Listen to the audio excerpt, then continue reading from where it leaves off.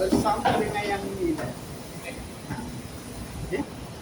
So, sekarang ni kita nak buka bahagian ni. Okey. So kita nak buka bateri ni. Okey. So pertama sekali adalah kita keluarkan yang ni. Okey, keluarkan yang ni. Sebenarnya dia ada skru banyak, tapi disebabkan ni dah barai dah berapa ratus orang dah buat. Beribu dah. Okey. So ini adalah battery pack dia. Okey. So battery pack ni apa yang saya nak buat adalah kita nak bawa keluar. Okey, tapi dalam exam tak bawa keluar. Dalam exam tak bawa keluar. Okey. Ada just untuk you pun exam tak bawa keluar. 7 step je lah. 7 step dan juga adalah few things yang kena buat. Okey.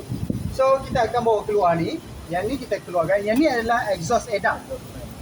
Yang mana dia akan keluarkan angin yang panas di sini. Okey, tarik ini keluar kat sana. Dan yang ni letak sana. Ada kipas tak? Ni kipas tu. Low. Okey. So apa yang saya perlu buat adalah kita nak disconnect bahagian sini dahulu. So keluarkan yang ni dan di dalam tu dia akan ada saya dua kabel yang attach dengan sistem. Dua kabel orange tu bawa keluar dan semua konektor yang attach dengan bateri ni kita cabut.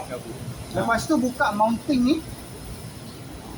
Ada 6 tak saya. Okey, tu yang tak ada awak check lah.